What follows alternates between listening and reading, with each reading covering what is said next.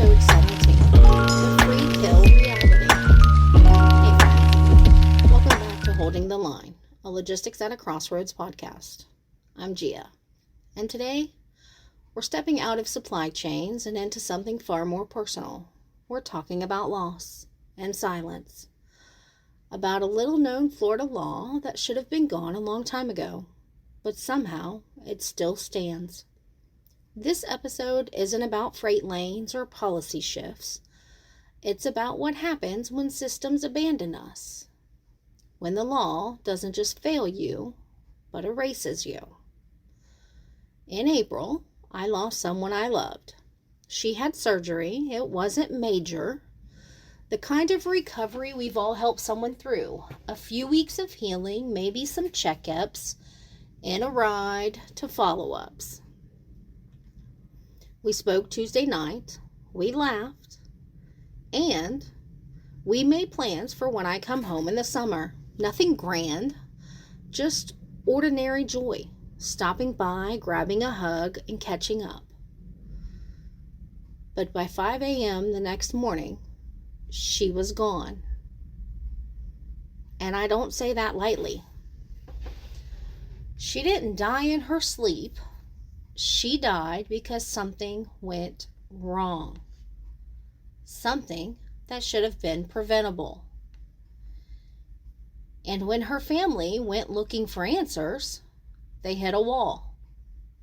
A cold, quiet wall that said, "There's nothing you can do." Because she was over 25, unmarried, and had no minor children. And in Florida, that means her life, her story, doesn't qualify for justice. Not under Statute 768.21. Not under what's been called the free kill law. That's all it takes to strip a family of their right to hold anyone accountable. That's all it takes for a system to say, "You didn't matter enough." Now, let's get specific. Florida Statute 768.218 says this: if a person dies due to medical negligence and they are an adult with no spouse and no minor children, their surviving family cannot file a wrongful death lawsuit. Let me repeat that. No lawsuit, no accountability, and no justice. Not for the mother who raised her, not for her sister who rushed her to the hospital, not for the friends still replaying that last conversation in their minds. This is not a paperwork issue. It's policy. On the books. And this policy protects hospitals and insurance companies from liability.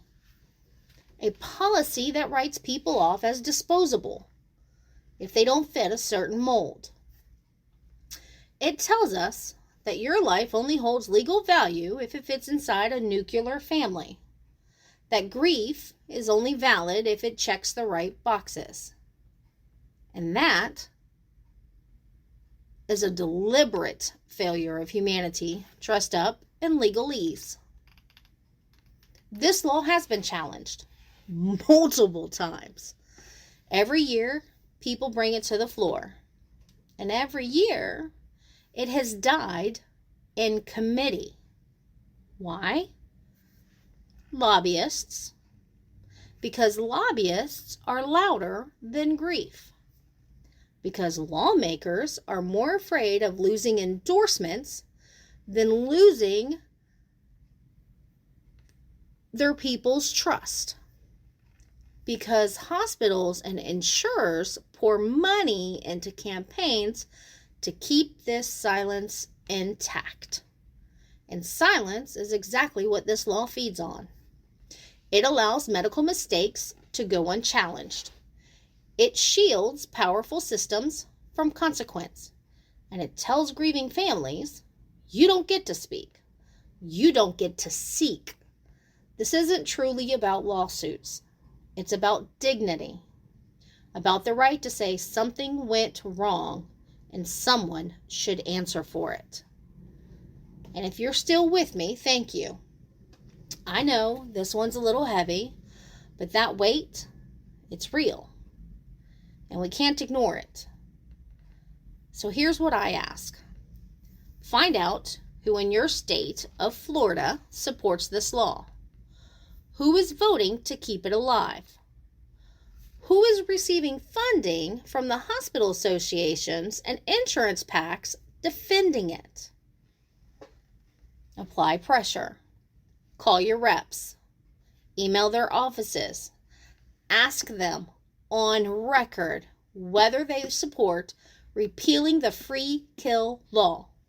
And don't let them give you a soundbite. Get a stance. And not share the stories. Share all of the stories. Not just this one, any of them.